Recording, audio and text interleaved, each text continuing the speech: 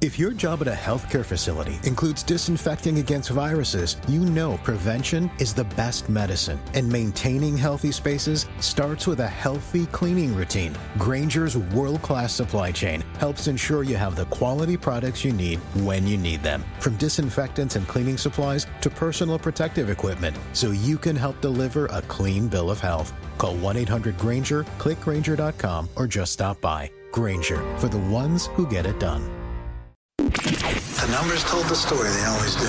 It's one of those idiots who believe in analytics. This is a numbers game with Gill Alexander on VSiN. Good Thursday morning to you. It is a numbers game at VSiN, the Sports Betting Network, VSiN.com, Game Plus, iHeartRadio, YouTube TV, and of course, Sirius XM Channel 158. It's Gill Alexander. This to my left, to your right. It's my little buddy Kelley Bydlon, everybody. What up? What up? What a time to be alive. Oh, this is so... I'm serious, man. We are so fortunate to be able to come into work and talk about human achievement, sports at its finest. Let me quote our buddy Will Hill. Imagine not loving sports. Imagine not liking sports. What you missed last night. Anyway, before we get to that. No, keep going. I didn't know the poetry we were getting this morning. Zach and Crack coming up on the show. Zach Cohen, our VSiN Senior Editor. He'll have thoughts on the NBA. Maybe some tennis today. I'm not sure. Maybe some preliminary thoughts on the French Open. Zach, Drew, and I doing a French Open podcast. Nice. Later today, 11 a.m. Pacific, we will record a podcast about the French Open, tennis's second major. So just a couple notes from Zach on that. Phil Bobbitt, you like yourself some Indy 500? I like some Indy 500. I like some F1 Monaco. I like some Coca-Cola 600. Phil's here to talk it all. Look at you. Look at you just... Or the Cup Series. That definitely didn't confuse me and Gill this morning. Kyle Larson going for the double. Wyatt informs us as well. Yeah, he attempted this last year? Didn't get a chance to. Going for the double on this. And then we have some Indy 500 controversy as well. I don't know if you know this, with some Penske executives. We'll talk to Phil about that as well. And then, of course, Unscripted with the Crackman, Bill Krackenberger, hour number 2, whatever's on his mind. Plus, we'll do Are We Sure? Estamos Seguros. But we must talk about the game last night in the National Basketball Association. The Pacers take a 1-0 lead over the Knicks in their best-of-7 Eastern Conference Final Series as they take home court advantage away from the Knicks in it's one of the greatest games I've ever seen. So I don't think I'm being hyperbolic with that. 138-135 in overtime. The Pacers get it done. I could go back earlier in this game, but what's the point? Let's start in the fourth quarter. Jalen Brunson commits his 5th foul with 10:05 left in the game, and the score is 94-91 Knicks. Oh, that sounds like a problem for New York. Sounds like a problem for New York, except for the fact that once Brunson is taken off the court, they go on a run. The Knicks extended the lead to 99-92 in less than a minute to go when Anunoby hit a 3 and then a turnaround jumper. They extended it then to 108-92. A 16-point lead that included 2 straight fouls on 3-point shooters with 7:22 left. That was a 14-1 run at that point. And then they led by as many as 17, 111-94. And Brunson got a big rest. Well, this sounds like a problem for Indiana now. 111-94 with 6:26 left. Katie barred the door, right? It's over. This playoffs has been incredible with comebacks, but it can't happen again. Knicks... Let's fast forward to 3 minutes and 14 seconds left in this game. Knicks are up 14. And folks, if you didn't see this, I just sort of suggest do everything you possibly can to find the tape on this. Unless, of course, you're a Knicks fan or you have the Knicks in a bet. The Knicks are up 14 with 3:14 left. Aaron Nesmith, 3-pointer. Good. Brunson then hits a 3. New York goes back up by 14 with 2:51 left, Kelley. Halliburton 3 with 2:39 to go. He cuts it to 11. Brunson misses a 3. Nesmith with another 3 with 2:04 left. Cuts it to 8. 119-111. Remember, the spread is what? 4.5, somewhere in that pocket. 4.5 was the close. Cat then misses a 3. Siakam is fouled. He makes 1 of 2 free throws. You think that missed free throw at that point is going to come back to haunt the Pacers, at least on the spread. Forget about winning the game. It's still 119-112 with 120 left. Brunson to the rack. Scores 121-112. The Knicks are up 9 with 59 seconds left. They're up 9 with under a minute. Let's get a little close. You never win a game when you're down 9 with under a minute left. Neesmith from 27, bang! 3 in a row from Aaron Neesmith. 121, 115 with 51 seconds left. But then Cat with a layup. And it's an 8-point lead. 123, 115 with 42 seconds left. Neesmith from 31, bang, bang. The rare double bang. 123, 118 with 34 seconds left. Then with 30 seconds left, Siakam steals the ball. It took a challenge and an overturn on review to give the ball to the Pacers. It was initially called a foul on Siakam. And by the way, a delay that seemed like it took 10 minutes. Yeah, way too long. I was like, come on, this game's amazing. Stop it. Get back to the game. So they give the ball to the Pacers. Neesmith from 28. Bang! 5 in a row. 123, 121. I am going with the Pacers plus the points and Pacers series bet. I am going ballistic. 23 seconds left in the game. The Pacers have to foul. They foul Cat. Cat's like, oh my God, I can't believe you got me and fouled me.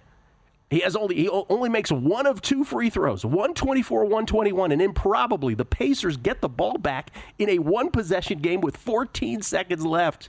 The Knicks appropriately foul with 12 seconds left. Neesmith hits both, even though Reggie Miller is wondering out loud if he should purposely miss the second. Reggie, stop it. Stop it already. Please, keep your thoughts to yourself. He makes them both, 124, 123. Siakam has to foul Anunoby with 7 seconds left, but that's after Brunson basically threw the ball away. And miraculously, it got to OG. Yeah, that was incredible. I was like, oh my God, what was that? Anunoby at the line. He misses the first. Remember, they're only up 1 with 7 seconds left. He makes the second, 125 to 123 with 7 seconds left. There are no timeouts here. And then the weirdest thing happens. Did you catch this? The organist starts playing as if it's a, random possession in the second quarter as Halliburton brings the ball up the court. It was the weirdest thing for a second and a half. I'm like, what are we watching? Yeah. The NBA in-arena sound sometimes, you could be like, what's going on? What are you doing? So Halliburton dribbles the ball up the court. He gets inside, sort of around the free throw line, and then does a complete 180 and directly back to the other goal. He does a complete, I'm going to face the other way. He then thinks, right? He thinks at this point that he's got his feet behind the arc. He shoots it for the win. Ball hits the back of the rim, back of the iron, bounces way up in the air, and miraculously through. Roughly 37 feet up in the air, Gill. And that thing was out of the frame. Pacers win, right? Choke sign. He does the Reggie Miller choke sign. Except his toe was on the line. We're going overtime. You can go to a basketball court, right now, and take 1,000 shots and try to duplicate what happened on that three-pointer with the ball bouncing as high up in the air as it did. Wild, you cannot duplicate it. Unbelievable. By the way, when that went in and I thought they won the game, I was so out of my head that I got this massive head rush that took me 6 seconds to recover from. You got dizzy? I was like, this is unbelievable. I was a little surprised how convinced Halliburton was that it was a 3. Obviously he did the whole motion to try to get behind the line, but I thought it was pretty obvious that wasn't. Everybody who was paying attention did. Todd was like, I was not alive. He was on the. I was so wrapped up, and I couldn't believe what was happening. 125, 125, a 17-6 run for the Pacers. The last 2 minutes and 38 seconds of the quarter to force overtime. We go to overtime. Knicks go up 4 early, but then after a Nembhard 3, they basically end up trading baskets all overtime, both teams, until the Knicks are down 136, 135 with 27 seconds left in overtime. Nembhard tips a pass off of Brunson's fingertip.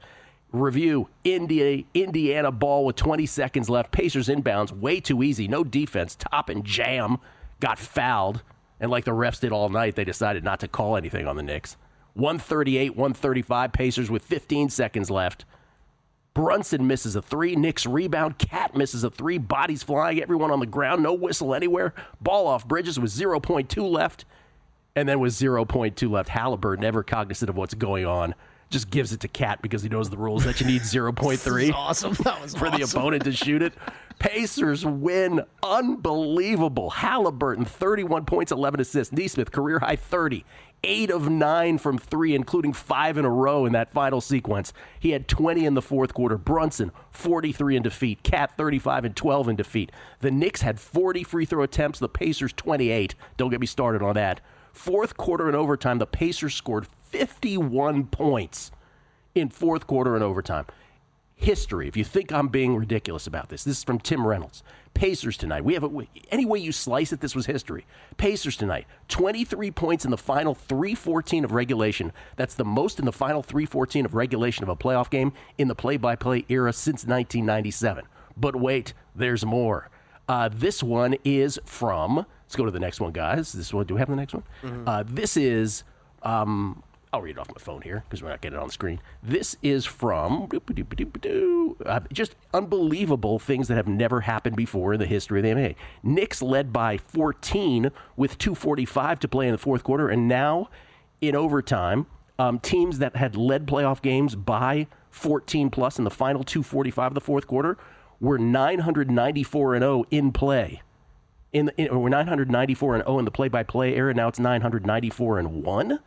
And then the last one here is teams that trailed by 9 plus in the final minute of the fourth quarter or overtime of a playoff game were 0 and 1,414 since 1998 entering Wednesday. Now they are 1 and 1,414. That according to the Elias Sports Bureau, courtesy of ESPN Research. Unbelievable. Pacers get the money on the spread. They obviously win it outright, 1-0 series.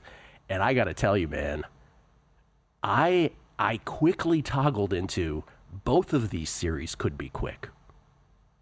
Ooh, on the Pacers side. Yes. What's funny about that was there was I was a part of a text exchange probably beginning of that fourth quarter that was like, this might be quick on the New York side if they're going to keep blowing the whistle for Brunson like they are. Well, what we were talking about at that point was this will go 7 because the refs are going to be their whistle is going to be such in favor of the home teams that it's going to go the full 7. I really thought that was going to be the story of this game, was how friendly of a whistle the Knicks got the entire night. But now, nope. Neesmith's looking like Klay Thompson down the stretch is the story of the game. That was incredible. What a time to be alive. What a game. Imagine not liking sports. More on this and Are We Sure next on A Numbers Game. If your job at a healthcare facility includes disinfecting against viruses, you know prevention is the best medicine. And maintaining healthy spaces starts with a healthy cleaning routine. Grainger's world-class supply chain helps ensure you have the quality products you need when you need them. From disinfectants and cleaning supplies to personal protective equipment, so you can help deliver a clean bill of health. Call 1-800-GRAINGER, click Grainger.com, or just stop by. Grainger, for the ones who get it done.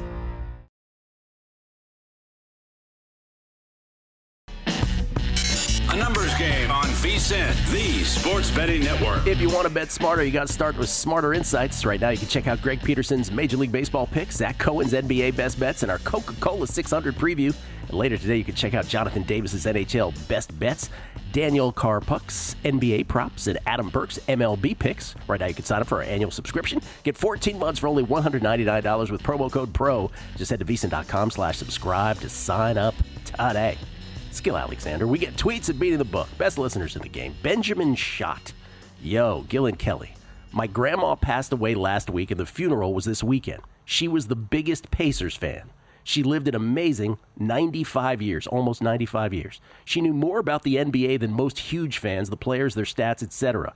At the funeral this weekend, the family was commenting, "It must suck to be the Knicks. They have no chance with her directions from above.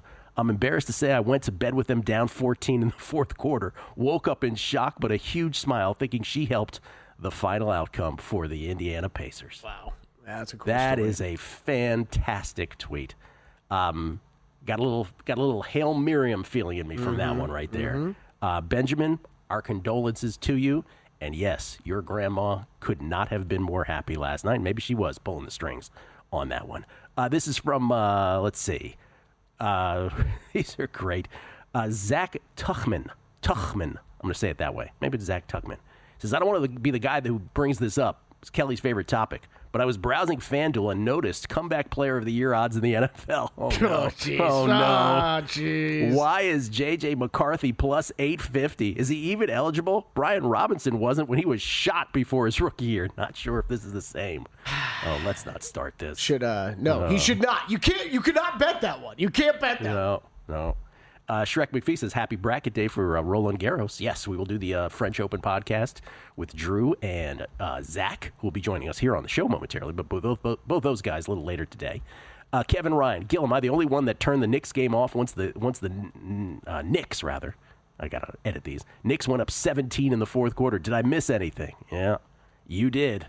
Again, I'll say it again. When they were trading baskets in overtime, I texted her. I was like, this is one of the greatest games I've ever seen. And I thought about Brent Musburger. Brent Musburger, the co-founder, obviously, of VSiN and the Godfather himself, he did a triple overtime game. When he was doing NBA play-by-play, I want to say it was 1976. He did a triple overtime game in the Boston Garden between the Suns and the Celtics.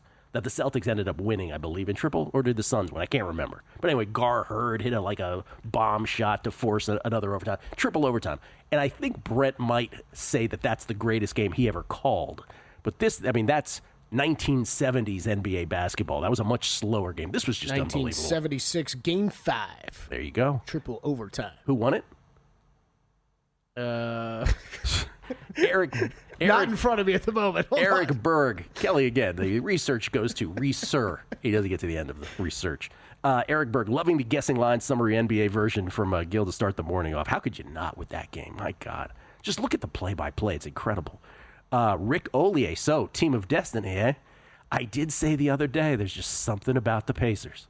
Something about the Pacers. No, I mean, this is like the third time in the playoffs they've done something like this. It's incredible. You know what? This was the most incredible of them. It was the most incredible of all of them, yes. T. Lynch, the old foul-up three with way too much time left. When will they learn? Todd was texting the same thing last night. 128-126, Boston in triple overtime. There you go. Torch D, the one who put the satin on your panties. Last night on the NBA flop-offs, Brunson literally grabbed a defender's arm and hit hhimself in the face with it to get a call. Your move, SGA. That was an awesome replay. That's a great tweet, and Brunson was ridiculous with that last night. I think it was Will who texted last night. He goes, if you're guarding Jalen Brunson, don't have arms. It might not be a good thing. It's a great comment. It's so bad. And Chuckism 1, if a player can't propel or throw a ball carrier over the line, how are they allowing the tush push? It's essentially the same thing without the hang time. Yes, tush push, as we talked about at the end of yesterday's show, passed. What we didn't know yesterday, that it was 22-10. 22-10. They needed 24 to ban the tush push, but they only got to 22. 10 teams, 9 backed up the Eagles. 9 other teams along with the Eagles voted against the ban. One not being the Bills. One not most being notable, the Bills, yeah. who have benefited from it second most to the Eagles. I was kind of thinking about that though yesterday, where I'm like, you know what? Maybe you have Josh Allen. You don't really it's nice to have James Cook give him a little push. Yeah. He doesn't really need it though. So maybe you are hurting advantages for the rest of the league, thinking to take that away. This is Shades of Mako. Shades of Mako says, "Yo, I was not ready for Gill's cat voice." Laughing emoji. What? That wasn't what he said. I thought that's what he said. Stringfellow Hawk, have the Pacers series at 2-1. I used to be a Knicks fan, but when the owner started acting like a tuchus, blank, I can't say those two words together. You could say them separately, but you can't say them together. A few years ago, I bailed. I wish they're nothing but the worst, and I hope Dolan never lifts a trophy. Well, they are not on their way in this particular series. Game 2. I'm sorry, Kelley, go ahead. Yeah, just to add on a couple other things. Fifth playoff game in NBA history that had 4 30-point scores. Does that surprise you? Surprises me a little bit. Fifth that had 4. Oh, I would have expected to be more than that. I would have expected more. Yeah. But you got Brunson, Cat, Halliburton, Neesmith. And we could go through so many of the details. You could do 2 hours on this game. What screwed up. Honestly, though, Aaron Neesmith turned into nuclear Steph Curry at the end of the game. Bro. And, that's what got you. How many times have I said, baloncesto is a very easy sport sometimes. If the ball goes in the hole, things are going to work out for you. Usually. Yeah. And if it doesn't, the opposite. I'm almost, I'm not defending the Knicks, but, man, on any, a couple of the NBA pods, shows I started watching quick last night, this morning, they were killing Knicks defense for going under screens on Neesmith and stuff. I'm like, okay, well, you're right. You are right. But you didn't expect Neesmith to go out there and hit every single one of them time and time again. Every one of them was like Atlanta Hawks on the bench versus Larry Bird in New Orleans in the mid-'80s, where they're just like losing their minds. And like only half of them did they even look like he was stable in rhythm shots, right? It was like, I'm fading off to this direction. Knicks installed as a 5.5-point favorite in Game 2. The total has risen to 227 after that yesterday. Yeah, I'm on full zigzag here, Gill. You're on full zigzag. All that said, full zigzag. All of that said, full zigzag. Where we saw where that game was at in the fourth, we saw the Knicks. Man, there was a lot of good things you did see out of the Knicks early in that game. Hitting the boards, I thought they were dominant there. We talked about it yesterday. Karl Anthony Towns looked unstoppable at points in that game, and I think he's going to be a problem for the Pacers going forward. I'm in full zigzag mode. I have a feeling I will be on Pacers Game 3 if the Knicks win Game 2. That's tomorrow, Friday night at Madison Square Garden. Yeah, I laid the 5.5. I laid 3.5 on the first half, and I'm pretty surprised. I forget who tweeted in yesterday asking about Cat's point total, but it's only up to 23.5. I love that. I played over that. Tonight, OKC 7.5-point favorites. This total was down from Game 1, but now ticking a little bit upward, 216.5. Anything tonight? I've got nothing tonight. I don't know if I'm touching tonight. Honestly, it would be Thunder or pass. I would not be looking zigzag. The only thing I would do is over or nothing, but I'm not sure I'm playing it. Yeah. No. I got more than enough money wrapped up in these Thunder futures tickets. I just need them to win. Ladies and gentlemen, it's time for Are We Sure? Hit it. You think you know what's going on in the sports betting world? Are you sure? I'm positive. Gill and Kelley tackle the hard-hitting questions on another exciting edition of Are We Sure? Wow. Is that Roberto Moreno who did that for us? Of course, yeah. Robert Moreno. Look at you. With an assist from, I don't think I got this tweeted at me one day. Someone tweeted into the show, though, and tweeted at you about the Joe Pesci line. Yes. Oh, are we sure? Yeah. Right. Yeah. All right, well, let's start this. Are we sure? What do we got? Are we sure? Yeah. SGA should be minus 190 to win Finals MVP. Yes. This is completely correlated with your conviction as to who's going to win the title, because the answer to the question, has anybody from a losing team ever won Finals MVP? The answer is yes, one time. 1969, when the logo Jerry West won the Finals MVP for the Los Angeles Lakers. So basically, you have to correlate it with who you think's winning the championship. So yeah, if you think OKC's winning it, minus 190 might be considered cheap. Now, if you don't think that, then clearly it's the opposite answer. But that's the issue with that question, right? It's from the winning team. I'm glad you brought that all up. Okay, first of all, do you think we'll ever see one won again by a member of the losing team? Listen, if it ever happened, I could see Tyrese Halliburton being that guy. Like, he could just go ballistic. But I mean, it's. Oh, well, I would say it's a Jokic. Well, yeah, but I'm just saying he's obviously not around. But I'm just saying for this part. I'm just saying forever for the next 20 years, 30 years. See one? I think it's possible, but I think it's unlikely. Yeah. I think it's tough. I'm glad you brought up the pricing though, because that's kind of what I wanted to get to with this. If you like the Thunder, a 15-cent difference, at least that's what it is at DraftKings, minus 205 for them to win the Finals. SGA minus 190. That's a good bet. Like, there's nobody else on the Thunder that's winning that. You don't think? I don't think so. Let's do one more before the break. Are we sure? The Timberwolves should be favorites over both the Knicks and the Pacers in the Finals, because that's what they are on look-ahead lines over at DraftKings. No, I'm not sure. Again, there's something about the Pacers. No, I'm not sure. I know you hardos think yes, but I'm not sure. I was a little surprised by it. That's why I brought it up. Yep. Or are we sure on the other side? Maybe we'll even segue into a tennis, are we sure, if Zach's around the corner, which he is. Zach Cohen on the NBA and tennis next. It's a numbers game at VSiN, the Sports Betting Network.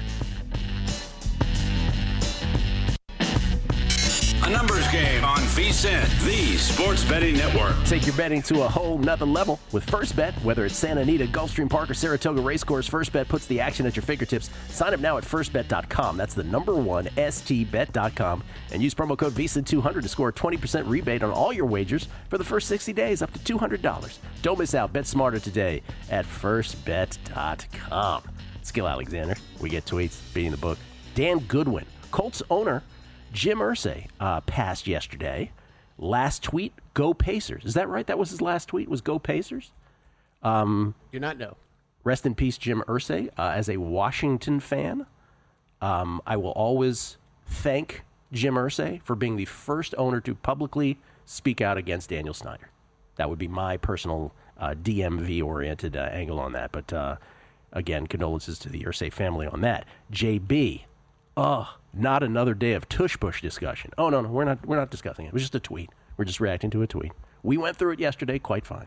Sparty at Sparty KY. Listen to this, Kelley. Sparty KY. Corey Pavin is 1 under through 8. Didn't even know he was still golfing. Now, I read this tweet and I thought, well, clearly Sparty is being sarcastic about something, right? So I go to the Charles Schwab leaderboard, and sure enough, Corey Pavin, it's the Corey Pavin, is what is he? 2 strokes back? What is he right now? Early going here? T10.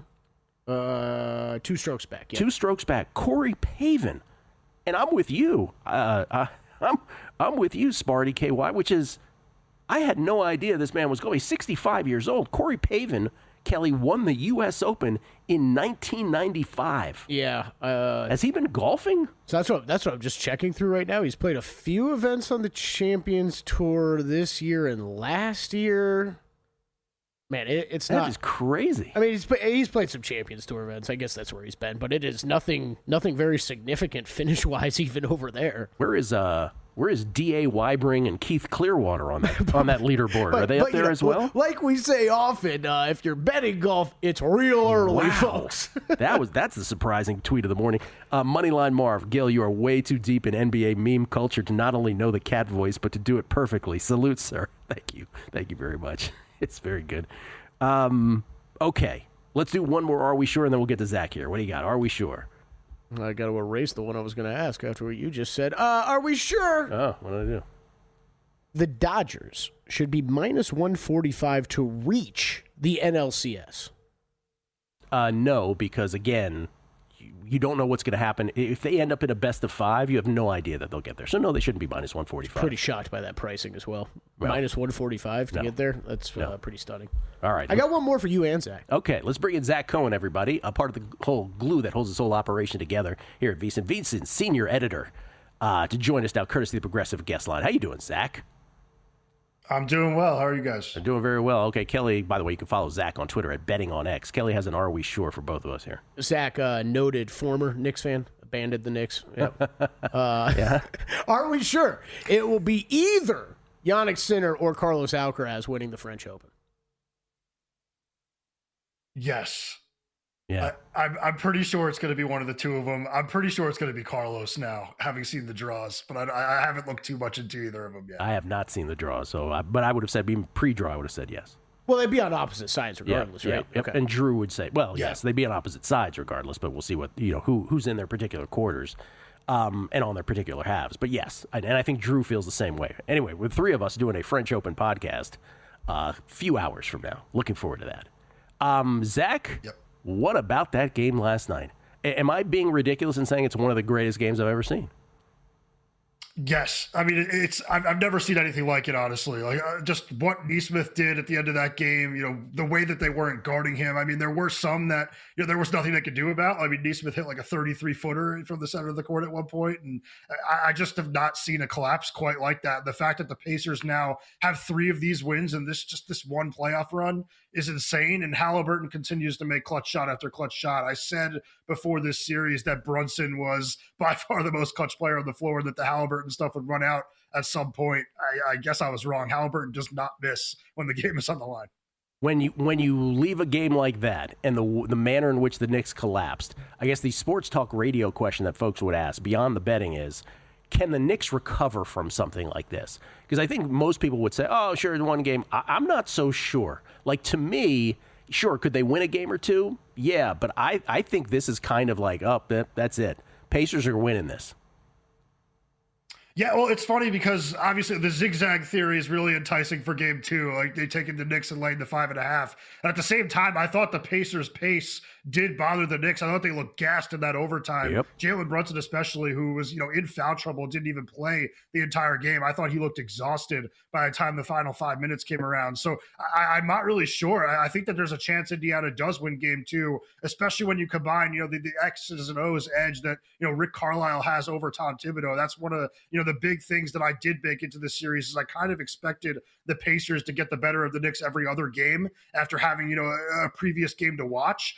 Now it's a really interesting situation where it's zigzag versus a lot of things that I liked that I saw out of the Pacers. So is there a play for you in game 2 with the Knicks favored by 5.5 and the total upped to 227?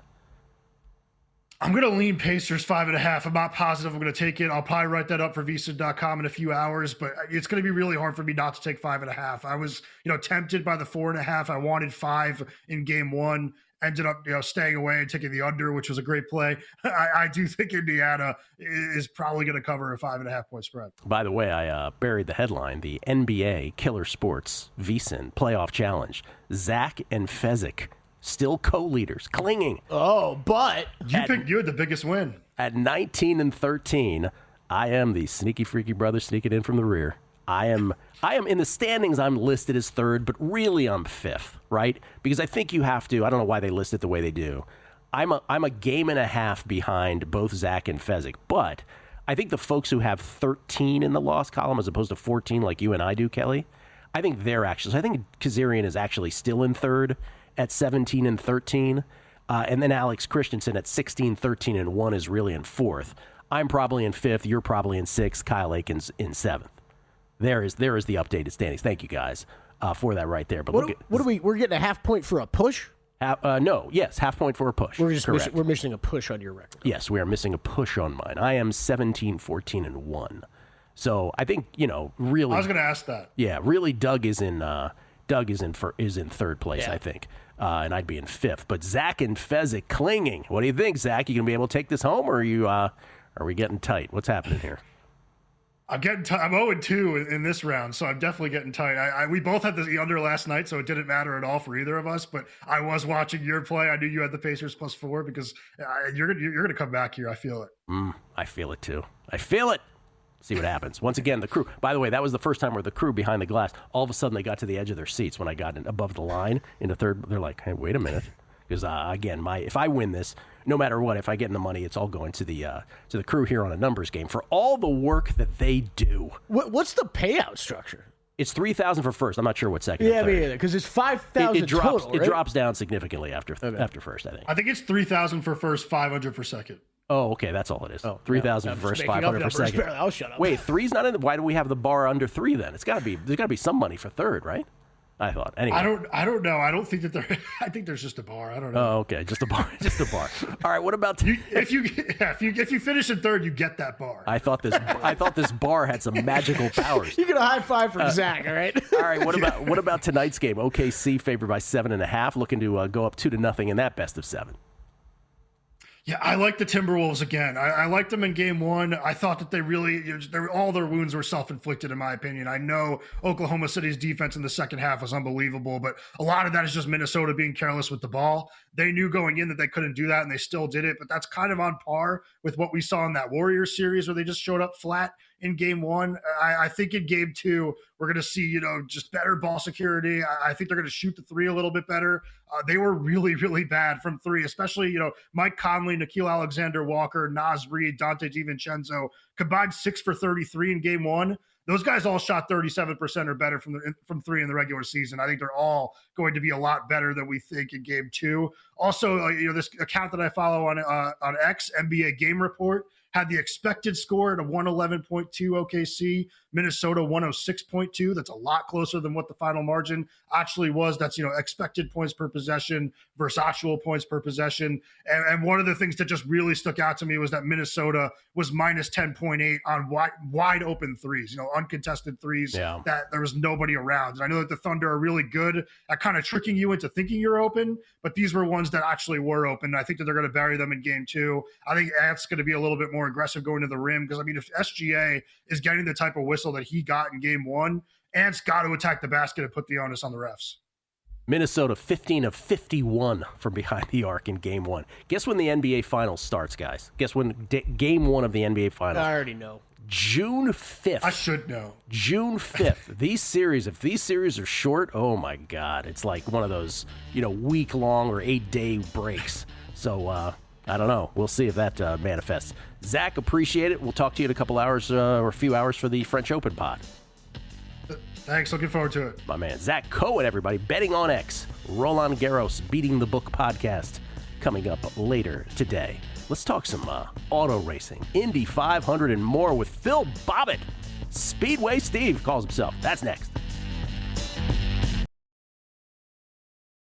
For the ones who get it done, the most important part is the one you need now. And the best partner is the one who can deliver. That's why millions of maintenance and repair pros trust Grainger. Because we have professional-grade supplies for every industry, even hard-to-find products. And we have same-day pickup and next-day delivery on most orders. But most importantly, we have an unwavering commitment to help keep you up and running. Call, click Grainger.com, or just stop by. Grainger, for the ones who get it done.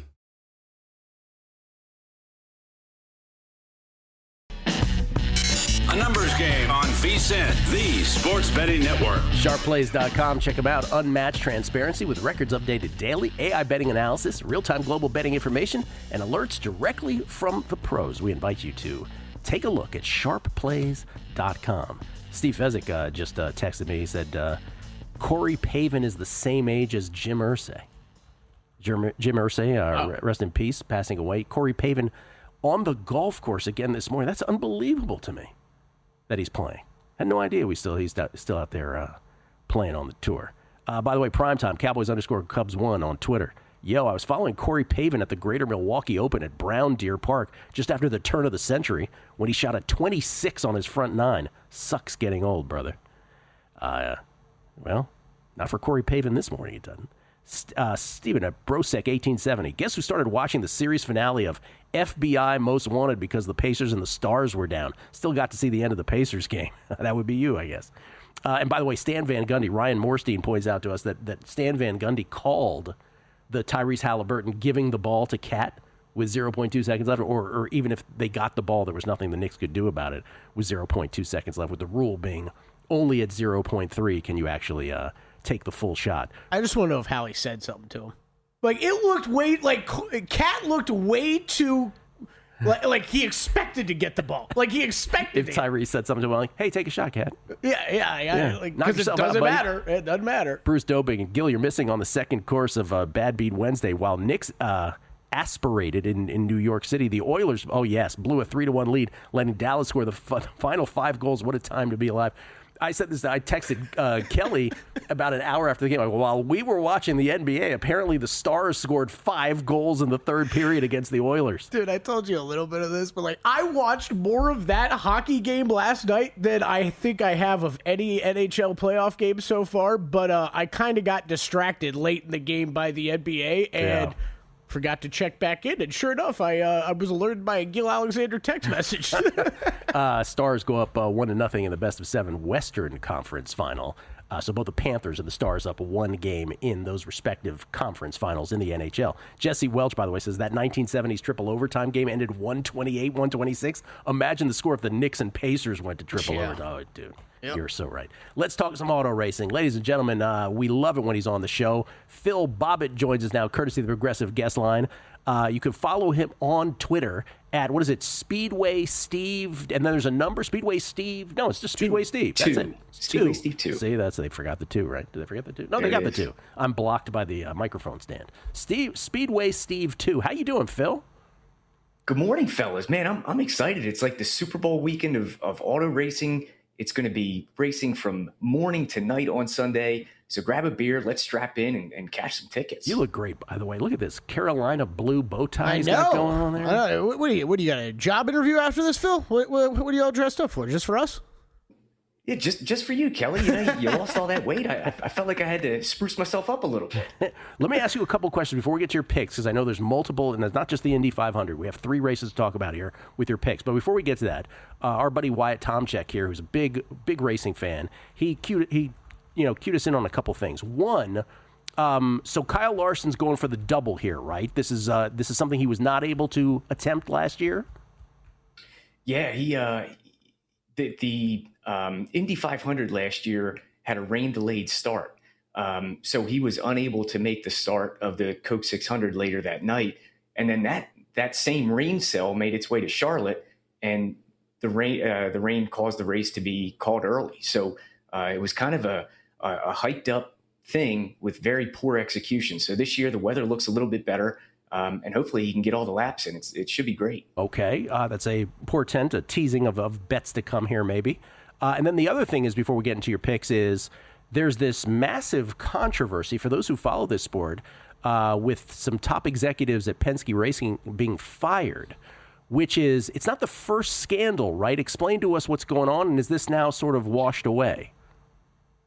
Oh, it hasn't washed away. This is just a terrible time for Team Penske to be going through the ringer here. And it's one of the big favorites. Joseph Newgarden is one of the very best oval racers. During qualifying, they found an illegal part on the rear of the car. So two of the Team Penske cars were scrapped in qualifying. So they're going to be starting in the very last row, 32nd, 33rd. And some of the top executives, Tim Cindric, big name in motor racing, he lost his job over it. Not sure what's going to happen. I'm sure we're going to find out some things later down the line, but just a terrible week for there to be a hullabaloo at Team Penske. Yeah, some people claiming that these alterations, I'm not sure if that's the right word, to the car is something that enhances speed and gives them a competitive advantage. Others saying it really doesn't, that it's more of a aesthetic thing. Does this sort of call into question last year's win from Newgarden, by the way? Not for us, because we cashed that ticket, so they can't have the money back. It's not really what I mean, Phil, but I hear you. Yes. Oh, yeah. Yeah. So that's the only way you should care. Sure. I'm not a big engineer guy, so I'm sort of in the camp. I don't know how it affected the car. And we're going to run it back again if we could get to the bets. Let's do it. I'd love to talk. Yeah. So Newgarden, I think this presents an opportunity. He's starting in the back. The number got super long. He was about 6-1, 5.5-1 a couple of weeks ago before all this happened. There's a boost over at Caesars, 12-1. So I think even if Newgarden was starting in the parking lot, he could make some noise. You can overtake here relatively easy. So I'm looking for Newgarden to make his way to the front. We're going to hedge it with a little top 5 at plus 165 as well. But my real horse for this weekend is Pato O'Ward in the McLaren. He's finished second twice in this race over the last few years. He's won on ovals before. He won Texas. He won the Milwaukee Mile last year, so he can get it done. He was leading at the 499.5 mile mark last year, and it got taken away. So he's starting third. He's going to mix it up early. I like Pato O'Ward to get it done. All right, so Joseph Newgarden, 12-1 to win it. Also a hedge on the T5. Get him top 5 plus 165 available at Bet Rivers and Hard Rock. And then Pato O'Ward, 6-1. To win it, and then T5 also on him at plus 125. Not mentioned by Phil, it should be noted, and it's going on his permanent record. No Robert Schwartzman talk. Look at that price shopping that Phil's doing, though, for you out there. Bet Rivers and Hard Rock, not in the same states, so he's really giving you all the options. There you go, Phil. Well done. All right. Sometimes you just have to fill your gas tank to get these bets in. See what he did? See what he did right there? All right, where you want to go next? You want to go to the Monaco Grand Prix F1? You want to do that next? Yeah, let's do that next. Yeah, let's hit Monaco quick. So we're going to take Oscar Piastri here at 2-1 at Bet Rivers to win it. It's about plus 180 all over the rest of the market, so make sure you're shopping around. Monaco, just to sum it up, it is incredibly hard to pass here. The streets are narrow. The cars are too big. The real action happened Saturday. For instance, last year there were only 4 on-track overtakes. So this year, to increase the excitement level, there's mandatory 2 pit stops. So hopefully that shakes up the grid a little bit. We like Oscar Piastri in his McLaren to get it done. That's just the very, very best car on the grid. To go along with that, we're going to take his teammate Lando Norris over Max Verstappen in a head-to-head. Max finished 6th here last year, and that was at the height of his powers. Max did win last week, but that was more of an outlier rather than the norm now. We like Lando Norris over Max Verstappen. Finally, in the other head-to-head, we're going to take George Russell over Lewis Hamilton. This is a huge disparity. I know it's a little bit juicy at minus 163, but we see it as a well over $2 play. George is a qualifying merchant. He's averaging a 3.43 grid start. Lewis, 8.71. Qualifying is everything here. So go ahead and lay it with George Russell over Lewis Hamilton at the Monaco GP. Wow, Oscar Piastri to win it at 2-1, and then matchups fading a couple big names. Lando Norris over Max Verstappen and George Russell over Lewis Hamilton. We should go to Monaco and watch this, Kelley. Bring the show on the road next year? Bring the show on the road, play a little clay court tennis afterwards. Sounds good to me. All right, let's do that. All right, back stateside, the Coca-Cola 600. What do you got here? All right. My wife is going to love this one. We're going to go Kyle Larson to win the thing, 6-1 at FanDuel. Larson has been the very best on the mile-and-a-half tracks this year. His speed rating is just out of control. He just dominates from start to finish. We're also sprinkling, it's not on the graphic here, him to win stage 1 and stage 2, plus 650, plus 600 respectively at Caesars. He's been the very best stage winner so far this year, and in his career as well. So go ahead and get on those. Just a couple quick matchups. Alex Bowman over Joey Logano, William Byron over Tyler Reddick, Josh Berry over Chase Briscoe.